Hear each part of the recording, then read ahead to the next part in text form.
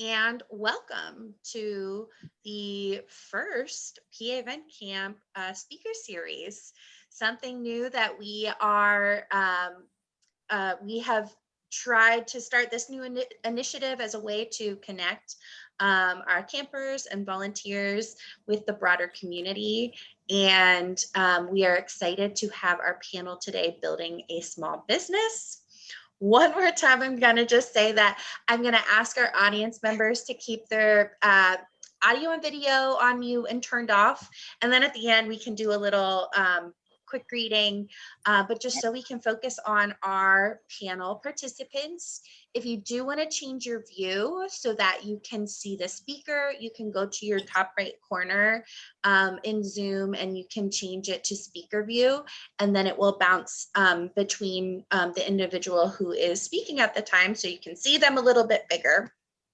I think that is, and of course, if you have questions throughout, you can send them in the chat. And then at the end, we should have time to have some questions from our audience. So yes, please, we welcome any questions. And with that, I will let Tanya Miller, PA Event Camp's Executive Director, take it away. Thanks, Noelle. First of all, everybody, welcome. I'm happy that you joined us here on a Sunday afternoon. As Noelle said, this is going to be one of our, we're going to try to do a quarterly series for PA Event Camp Horizon, and just really to keep us connected and to highlight some things about PA Event Camp Horizon. This is our series on small businesses, and we have 4 speakers here with us that are all PA Event Camp Horizon participants. And I have to say, I'm feeling kind of old looking at this and reading this, because I remember all of them when they were very young. But I'm going to just spend a time to introduce each participant and read just a little bit about each one of them. And then we have 4 questions that we're going to ask each one of them to answer. And then we'll open it up to questions from the audience for the particular participants. So first we have Wes. He is 21 years old and lives in Harrisburg. Wes has a disability called spinal muscle atrophy, which he was diagnosed with at 9 months. And he shares just a little bit about that diagnosis. It's a degenerative disease that affects your muscles and forced him to use a power wheelchair to get around since the age of 2. He first started attending PA Event Camp when he was 6 years old in 2005, and he went for 4 years. A year ago, Weston started his own clothing brand called Reflective for Perspective. His brand focuses on putting positive sayings on shirts backwards, so that when you look at yourself in the mirror, or you take a selfie or upload videos, the words look correct. Weston said that his motivation to start this business was to show the power of positivity and give someone the constant reminder to be thankful for the good things in their lives. Some of the sayings printed on the shirts include, "I matter," "Others do not define me," "Everything will be all right," and "Born for this." One fun fact about Wes is that you might not know that he has 7 tattoos. And I also want to note that I have one of Wes's t-shirts on. I love it. And it says, "Imagine the possibilities." So I couldn't get it to show everything there, but great shirt. So I'm excited to hear from him. Next we have is Sarah. Sarah lives in Conestoga, PA. She's been a camper at PA Event Camp for 24 years.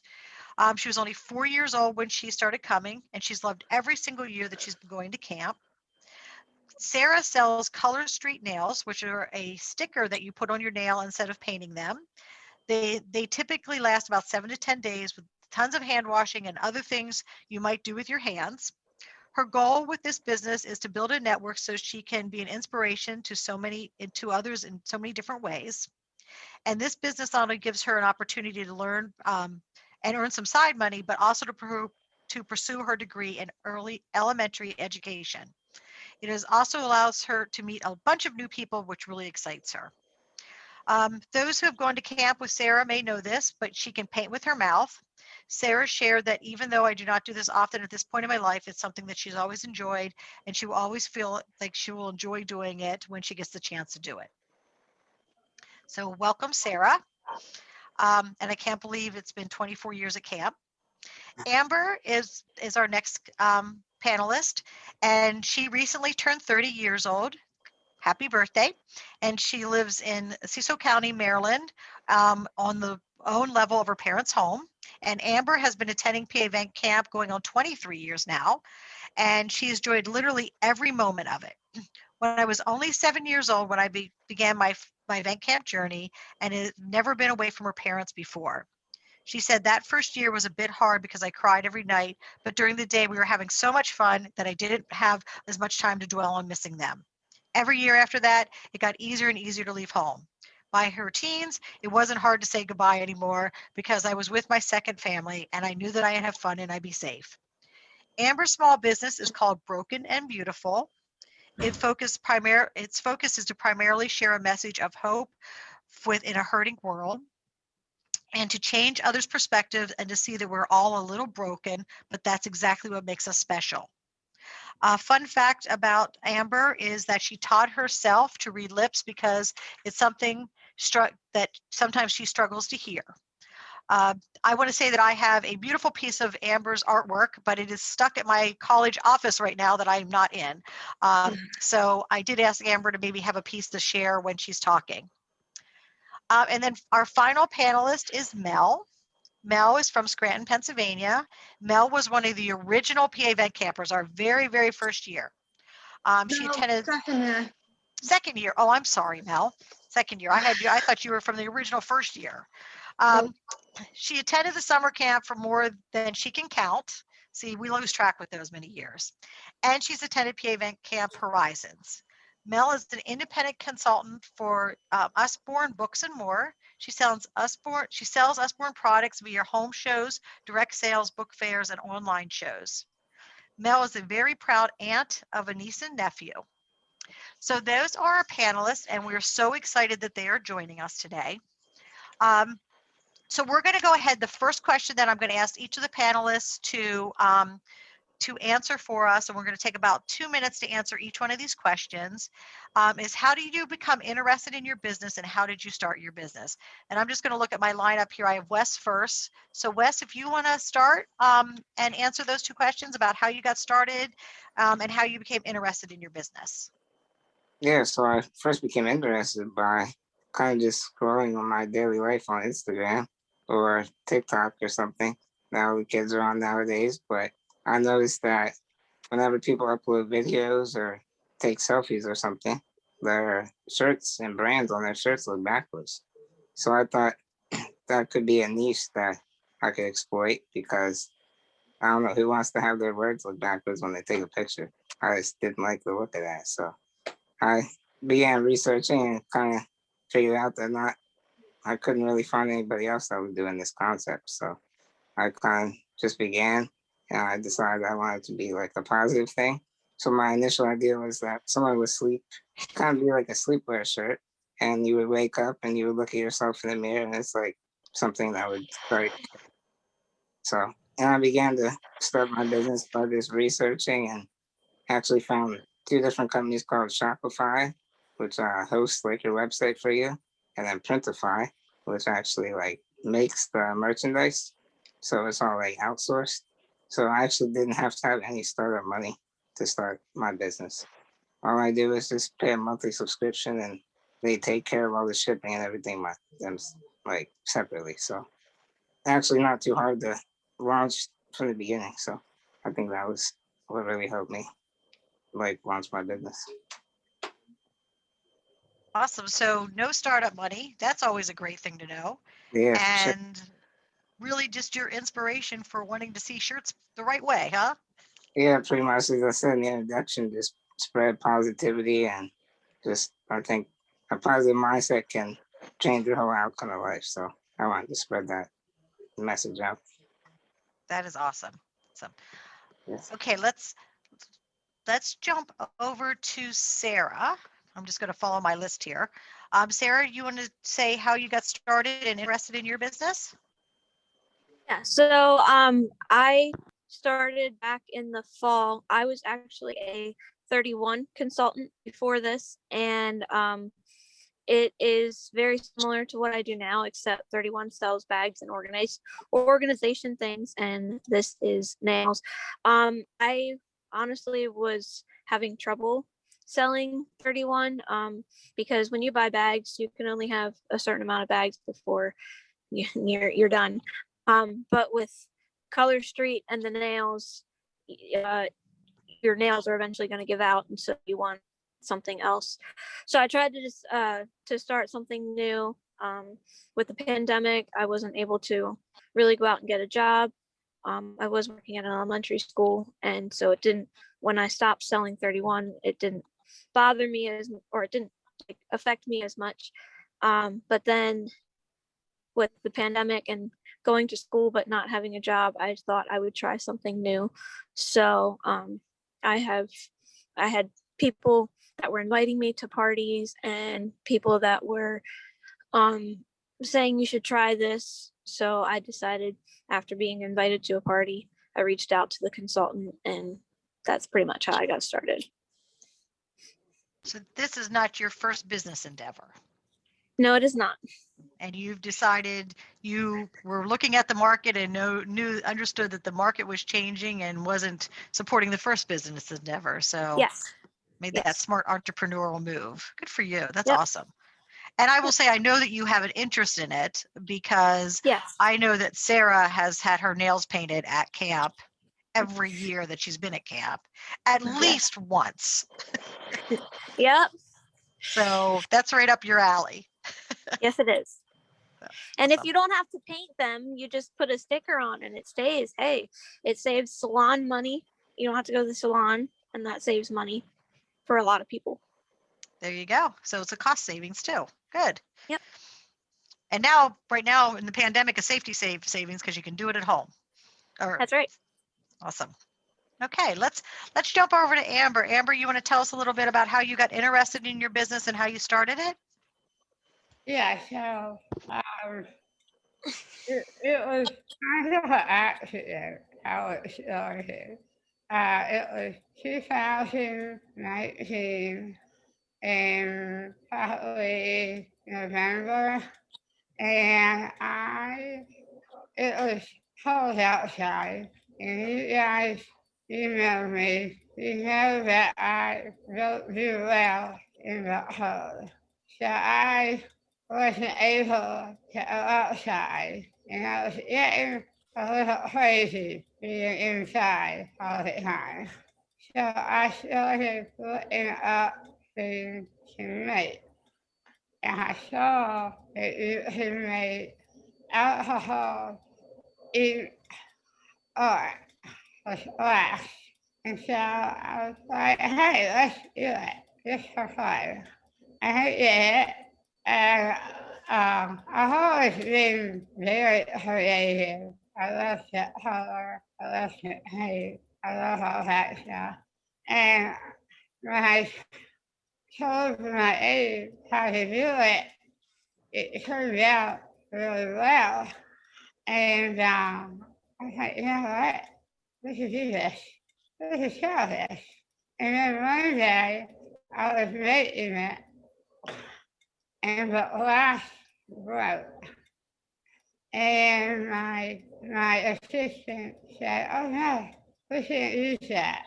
And I feel like the Lord just spoke to me in that moment and said, "Amber, this is your story. This is what you have to share with the world."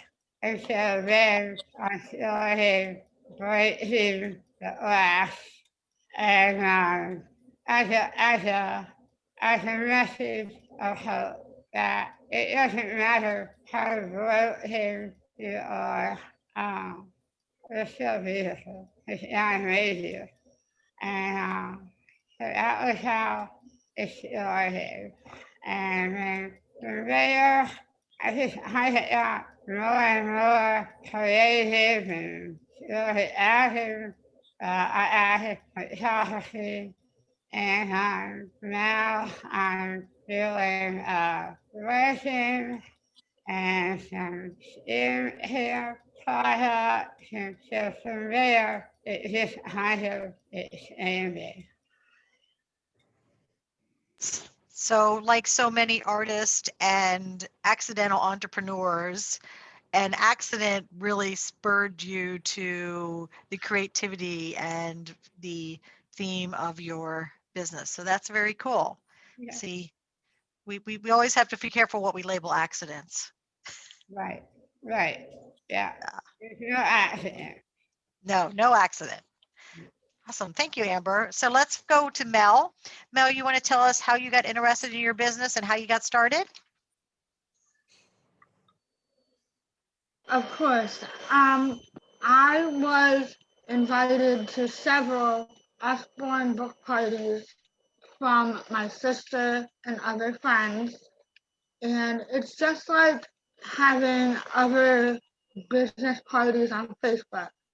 And I learned about the company through buying the books for my niece and nephew, and I um part of one of the parties is to ask if anyone wants to join.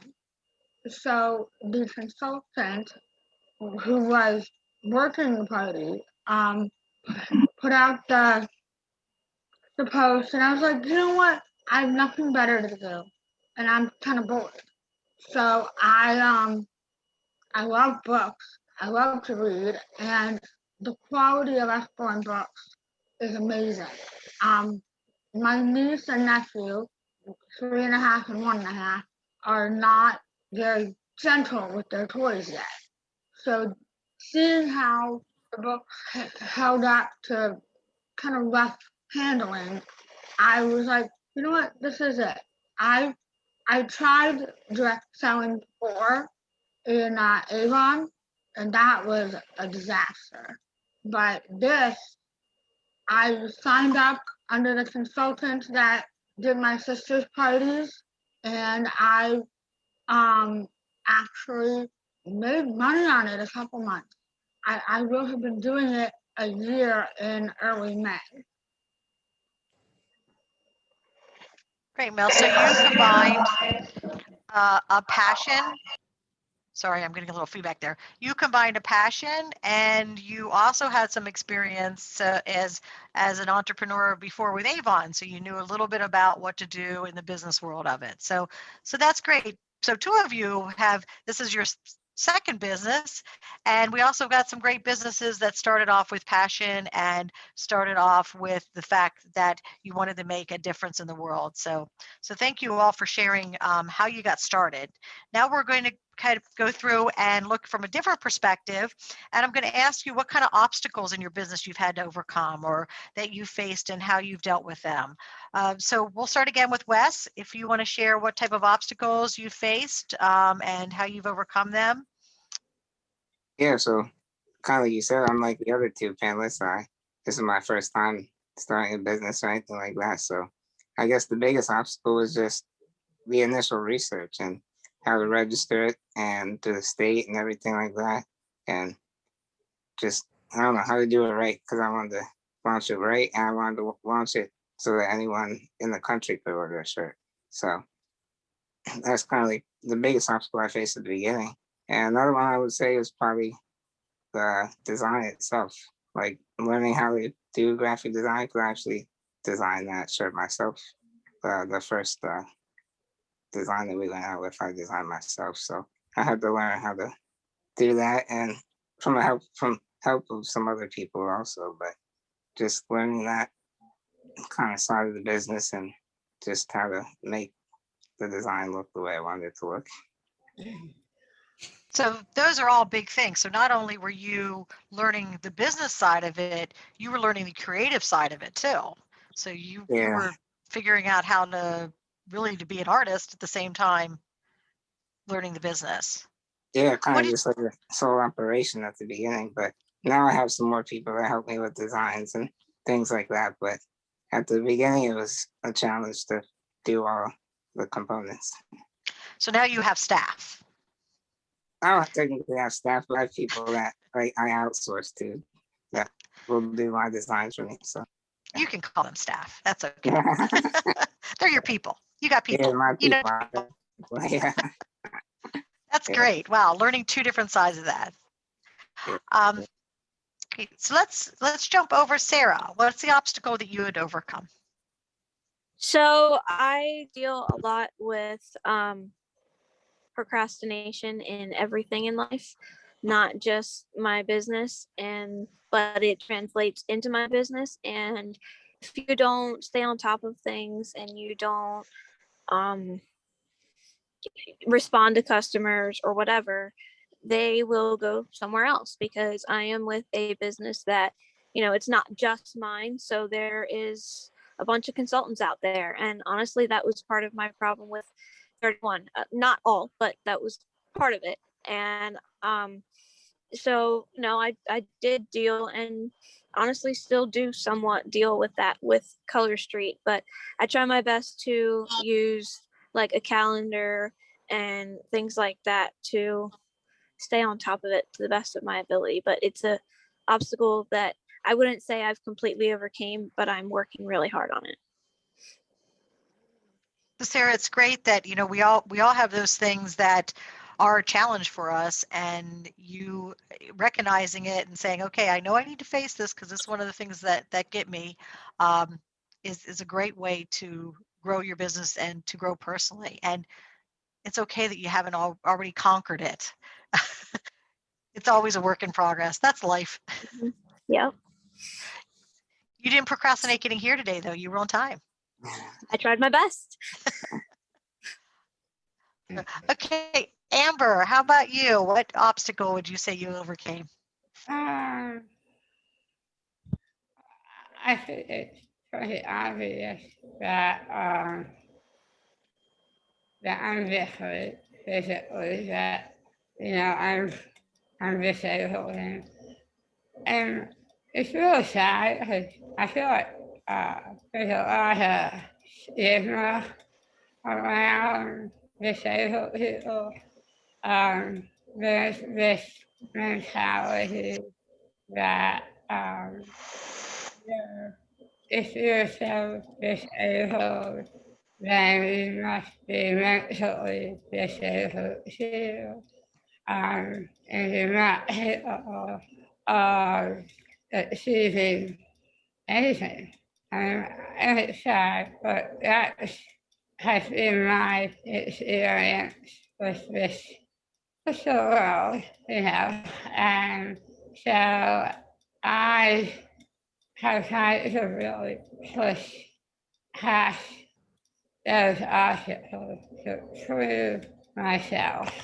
To say, you know what, I'm different and I shouldn't move, but I have just as much potential as you do. And so, I did, it's also, I've done, festivals, I've done, I have my art in a coffee shop, and they sell my art for me, and definitely it's been an obstacle, but it's been an obstacle that I have come to overcome. Because to say that, yes, I'm different, but that doesn't mean that my life has any less value than yours, or that I can't achieve great things just like you. So, So Amber, thanks for bringing that up. I think that that's a great point. That concept that, that someone with a disability doesn't have capabilities to achieve and have passions and desires to do things like own their own business. And that's one of the reasons why we wanted to have this panel, because we've got four very, very smart and talented individuals here that are achieving really great things. And I just want to note, at young ages. So you're doing a lot of great things, and I love the fact that we can highlight all the things that you are doing. And Amber, to point out that, you were selling your artwork at a festival, and you were in coffee shops, and you had all the different avenues that you're selling your artwork is a really, really awesome thing. And to note on that, that's at the same time with a few degrees that you have under your belt now too.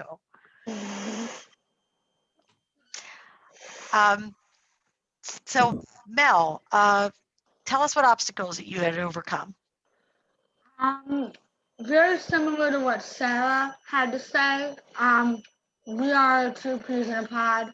I am so used to procrastinating and not ever getting consequences for it that I procrastinate way too much. And more so than like Sarah has to go out and find her customers. And I have to do the same thing, but I have to do it online. Well, yeah. And it's really hard to, during the pandemic or not, it is really hard to find customers, especially when people are loyal to another consultant. And it's really hard to let them know that the other consultant won't be angry or upset if you buy from somebody else. It's really a widespread kind of thought, and it's not true, but I know I understand it because prior to becoming an F1 consultant, I thought the same way. And secondly, I am in a nursing home now, so I am really limited in getting the word out about my business. We are supposed to stay in our rooms for the whole COVID pandemic as a safety measure, and I guarantee some of these residents have children in their lives, but I can't get the message out to them until we are allowed to mingle in the halls or in the activity room again. So Mel, two things. First of all, online and any type of cold calling is never fun. So procrastination and that together, you're doing a good job if you continue to grow your business and facing those two things. And you just need to put a note on your calendar that when you're out of your room, look at all those potential clients you have. And don't let yourself procrastinate then.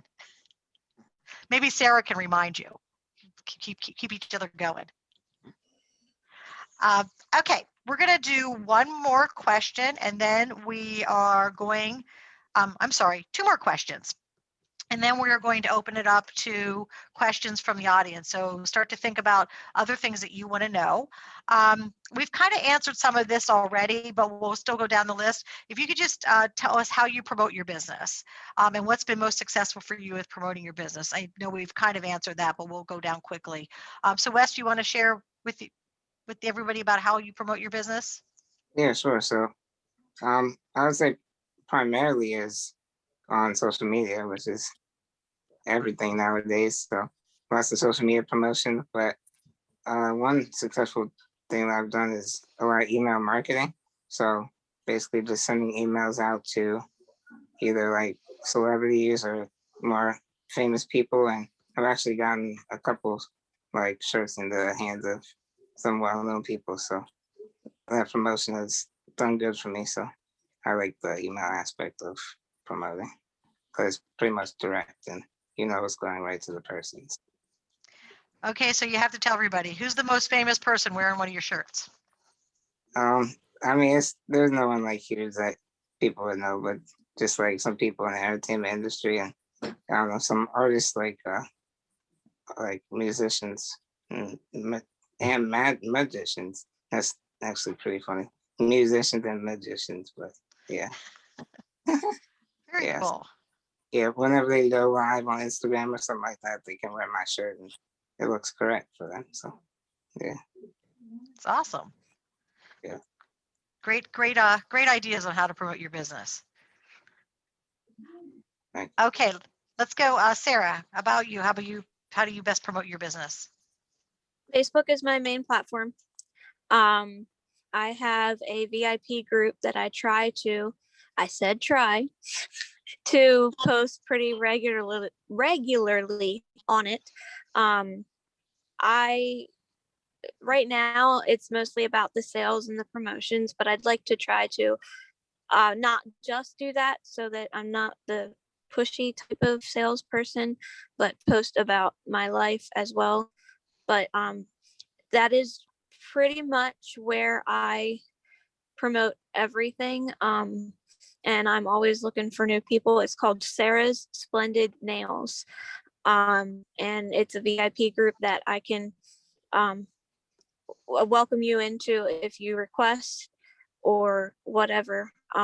And yeah, that is where I do most of the postings about the business. I just put up there's a list of retired nails that are going out to make room for the new spring collection.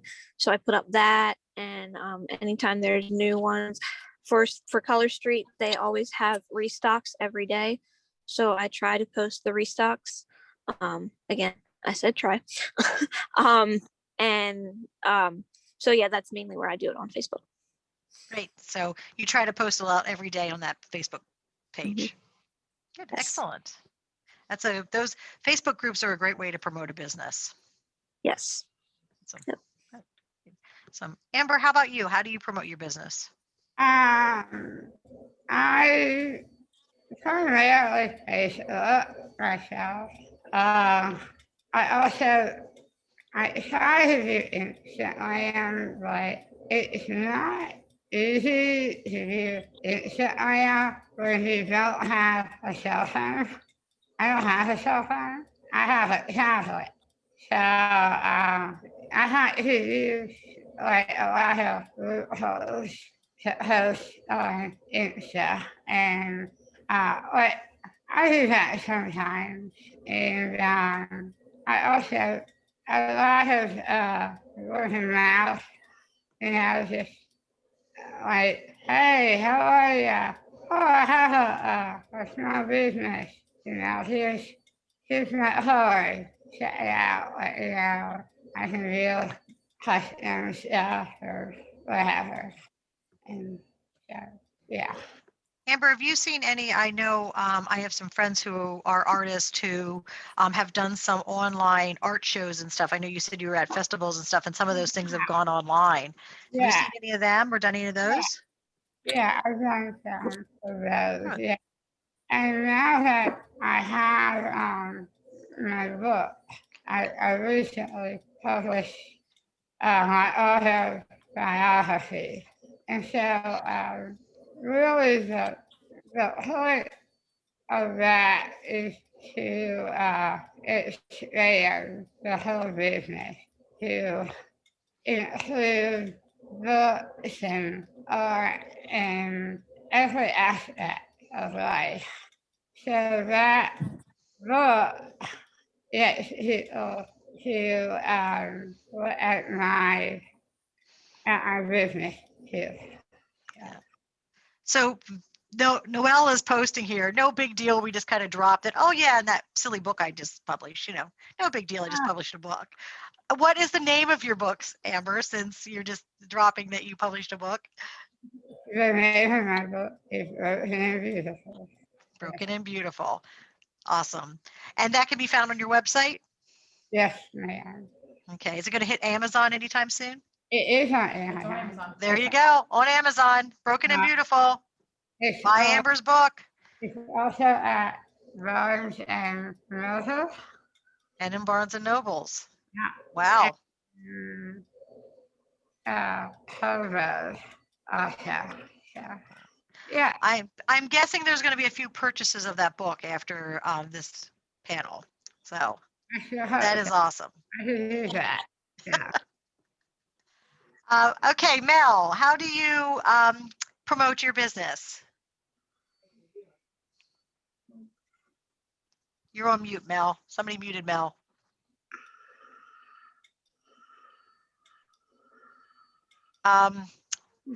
Camp, Noelle, can you unmute Mel?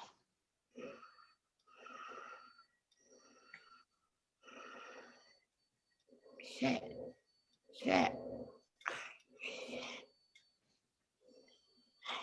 There she goes.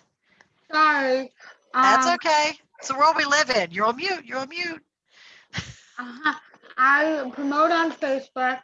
I have a VIP group that I try to post in every couple weeks. but it's really hard when you don't know what to say. I have a hard time not copying from my upline. But and then the website itself has an option for the customers to sign up for a UBAM newsletter. So that's not anything I deal with, but it is a way to promote the books themselves. And if my customers decide to order from my website or from me, like with a party, that would be how I get sales and promote my business. Good. So you and Sarah really are two peas in a pod with your VIP Facebook groups, and maybe you can encourage each other for what to promote, what to say on your Facebook groups. We're working on it actually. She Good. and I were discussing accountability for each other. You know, There you go. we got to work on that, right, Sarah? Yes, we do, Mel. I'll talk Business to you. accountability partners. I love it. I see another panel coming out of this. Okay, we're going to go through with one last question, and then we're going to have about 15 to 10 minutes to take any questions from the audience. So the last question is there anything that you learned at your time at Vent Camp that helped you with your business? Now, Wes, I know that you were at Vent Camp when you were a much younger man, but is there anything that you took away from Vent Camp or just being involved with Vent Camp that helped you in your business? I would just mainly say just like getting involved, because even back then and even up to a few years ago, I was more of a quiet person and kind of inside. So, and even when I was at camp, I mean, if you knew me when I was at camp, I didn't do very much, but that experience helped me come out of my shell, I would say, and kind of started back then and just learned the importance of networking and connecting with people. And I still talk to people that I went to camp with that were either counselors or campers like me. So I think just the importance of building connections, I would say. Great. You cannot underestimate the importance of network and connections. Yeah. And you never Absolutely. know when they're going to help you in the future too. So, or help each other. So, Absolutely. You never know what that person that you meet today will end up helping you in your life in the future. yeah. Or are you helping them? Yeah, for sure. And that was a while ago, and I still talk to people now. So, yeah. Awesome. Once you're in the Vent Camp family, you're always there. Yeah. Seriously. We don't let you escape. Hey, Sarah, can you share with us what Vent Camp has helped you with your business? Yeah, so a very common, possibly the main theme of camp is, well, I guess for Camp Horizons, it's a weekend, but I was going to say a week without limits.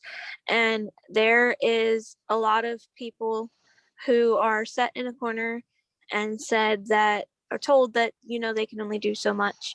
And because of their disability, they're being held back. And a lot of people that I even know at camp that live in homes and don't have families. So the week or weekend without limits has really, like, the word no kind of doesn't exist at camp. And so if we want to do something, we figure out how to do it.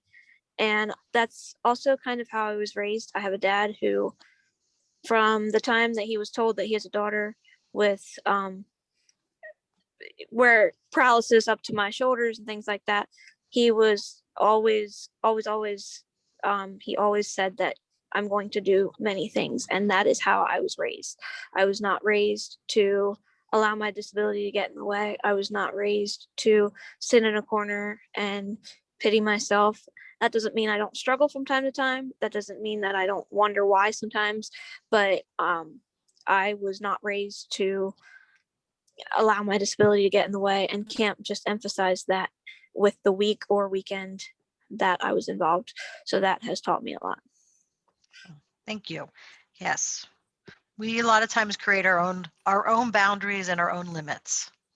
And sometimes we create limits for other people when we don't realize it. Mm-hmm. So thank you. Amber, how about you? Right. So I'm very similar to Sarah in the aspect that I was never taught at camp to say no. I was never taught by my family to say no. No was not a word in my house. Uh, if you want to do it, you find a way. Figure it out, find a way to do it. You don't have, yeah, Marie, go ahead, do it. Yeah, yeah, sure. Whatever, just, there's nothing that my parents ever said that I couldn't do.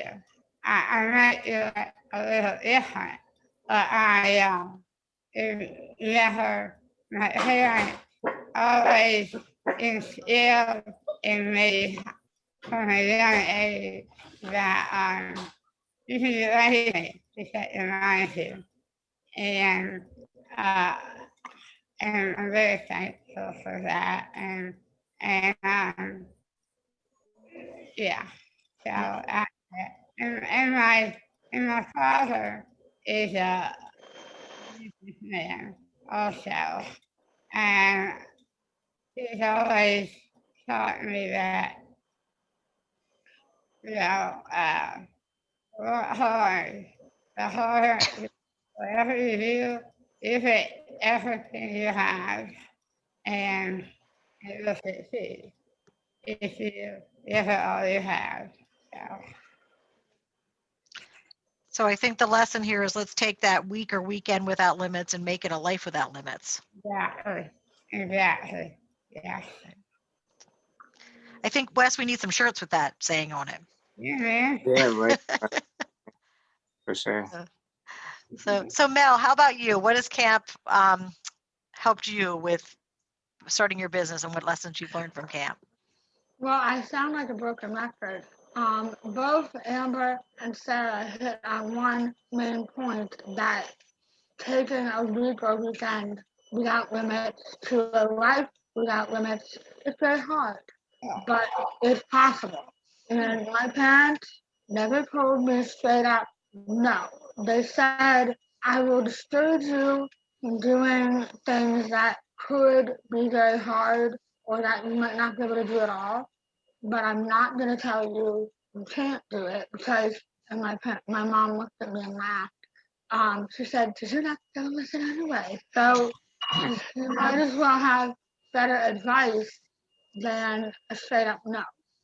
And truthfully, with camp, I think the interpersonal skills with dealing with all the campers and all the partners and junior counselors is a very good thing for me because I have a tendency to put my foot in my mouth quite often.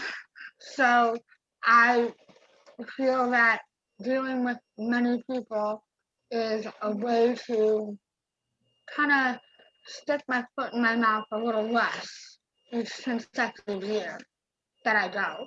And also, the final thing I want to touch on is that camp it's quite out fun, There's no like, not none, but there's very few rules that restrict us. And my mom always said, if there's a will, there's a way. And you figured that out yourself, Tanya, when you started going zip lining and wall climbing. That was awesome. And that was a boundary that I was putting in place because of my fears, and that was wrong. And we figured it out. And Mel, you bring up a great point that, one of the things that camp taught you and you have to keep on doing in life and in our business is have fun. If we're not having fun doing it, we need to figure out how to have fun. So, well, we've got about 10 minutes left. That was all the questions that we had for everybody. We wanted to give people some time to ask some questions. So I don't know if we've seen any questions come up in the chat. If you want to post a question, please post a question. There's one coming here. So This question came in from the audience that said, are there any additional, oops, hold on, I'm getting questions here. Are there any additional boundaries or limits that are breaking every day to make you live life without limits? So are there boundaries and things that you're changing every day to keep living that life? Does anybody want to take a chance, say at that? I will. Okay. Every day, this country, or even the little community in which you live, can notice that and be more open to answers. You know, it's just like with the women voting thing in the early 1900s, or the equal opportunity to work in the 1960s, or the ADA. You know, you get used to differences, and that opens more doors for each of us Sorry to about that. achieve more and live without more limits than the day before. Now that was very well put and a great reminder that each day we need to kind of recreate that and help people understand a broader scope of how to live life. Great, thank you. Does anybody else want to answer that question or chime in there? Well, I have an answer, but it might be silly. No answer is silly, ever. Sure. But I got me and she's my and I love her so much, and I take care of her, and she's my responsibility, and she is everywhere with me, and so I feel like I broke some limit with that because she's like my forever little baby, you know? I No, having somebody that you have to care for and that relies upon you definitely expands your limits and breaks down boundaries that you might have put for yourself. I know she was right there. Can you pull her up next to you so everybody can see her? right, yeah, my little A here. There she is. Her name is Lila, and I love her so much. And also limit that I vote in is I am one of the most functioning individuals with SMA type 1 that doctors have ever seen. And I'm always pushing that, like getting up in my wheelchair, going out, doing things in the summer. I always try to, I don't like to stay put. I like to do things and prove that I can do things. It's a little different, but I can do it. Yeah. Awesome. Thank you, Amber, for adding that. Wes and Sarah, do you want to add anything?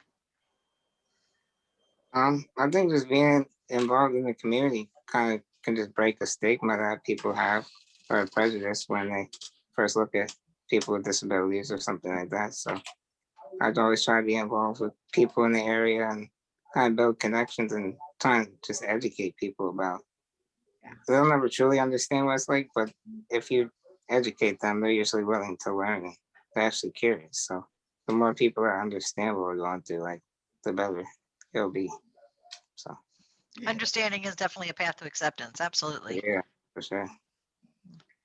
Awesome. I saw another question here. Sarah, did you want to add to that at all? I was just gonna kind of agree with Wes in that, just Okay. being involved and it's not always easy if you feel different to put yourself out there, but just kind of doing it anyway. Awesome. Thanks. So another question that I see here, is there anything you want to share that you are working on currently in your business, education, or personal growth? So we have about 5 minutes left. I'll just start again. I'm going down the road of the list I had. Wes, how about you? Anything that you're working on in your business, education, or personal growth? Yeah, so I mean, I'm still in college right now, so I'm a senior. So I'm finishing up my bachelor's degree in finance. So I'm scheduled to graduate in August, but I'm actually in the process of launching another business endeavor too, a nonprofit that's going to help people with disabilities get accommodations for their house and stuff with no cost to them. So that's my two main focuses right now. Fabulous. And do you have a name for that business? Oh yeah, it's called Stairs to Chairs. I'm very I like the numbers in businesses apparently, so stick with stairs to chairs and reflective for perspective. So yeah, Excellent. That's fabulous. yeah. So lots of fun and exciting things going on. And congratulations on the graduation Yeah, thank coming you. up in May. Yeah, I'm excited to get it over with. Okay, let's go, Sarah. How about you? Anything new that you're working on in your business, education, or personal growth? Yeah, so I am working on my bachelor's degree for early elementary ed. I'm scheduled to graduate. I don't know if it's spring or fall, but year of 2024. And I am also, this is like pretty brand new, so it's one of the first times I'm mentioning it, other than my family. But I would like to create an online planner type of business where I create digital planners or printable planners and stickers. The digital planning world is becoming pretty big. So doing something like that, again, just something side that I can kind of create and it can just sell itself. So both digital and not even just planners, anything that people would need or want to have created, like in the, I was going to say planning area, but maybe not even planning area as much as just any type of printable or digital something or other. Obviously, like I said, it's pretty brand new, so I haven't fully put a focus on anything yet, but I've been playing around in design programs and stuff. So, Awesome. Yep. So a degree finishing up for you and another business. Congratulations. Awesome. Thank you. Amber, how about yourself? I am going back to school. I have two associate degrees now, and I have a double bachelor degree. But I've kind of taken a different route now. I want to get my bachelor's in entrepreneurship in business. Because I have a lot of I have a big dream for working in vehicles, and I really want to expand the business. And it's okay. It's okay. I really want to expand the business into a whole lifestyle brand. I am a brand, and I want to cater to special needs women and offer like medical things and offer advice and help with understanding disability and coming to terms with your disability and all that. So I have a lot of, I have a big dream for working in vehicles. And So- I want to start with a bachelor's degree in entrepreneurship. Awesome. Yeah. I think So- that, So that a degree in entrepreneurship and then helping other women build out their businesses in the future. So helping others. That's fabulous. other, We're going to jump on special needs. Special other women needs. with MSA. Yes. That has special needs, like disabled. This with is, disabilities. yeah. Uh-huh. So Mel, we're running out to our last few minutes here. Mel, I want you to have a chance to share. How about you? Anything that you're working on right now in your business, personal growth? Personal growth is on my to-do list with top priority because I need to work on follow through and, as we discussed, procrastination. So business and personal follow through. Okay, so you're working with accountability. You and Sarah are going to hold each other accountable. Pretty Awesome. much. So we're right at 6 o'clock, and I want to be respectful of everybody's time. I want to thank the panelists for participating in this with us this week. We were so excited that the four could join us. As you can see, our PA Event Camp Horizon group, and many of them PA Event Camp campers from the original kids camp, are doing great things and are taking on the world. We are posting the links to their businesses. Please support their businesses and visit their businesses and help them to continue to grow and develop these great business opportunities that they have. And we will be hopefully doing another panel in the next quarter. And we're going to keep doing these to keep engaging with PA Event Camp Horizon. So panelists, thank you all for joining us today. I really appreciate it. I love to hear all the great things you're doing. You all always amaze me and inspire me. And thank you all for being here. And thank you everyone who joined us for this hour. We did record this, so we will be posting it. And so if you want to rewatch it or share it with anybody else, please do so. So thank you everybody for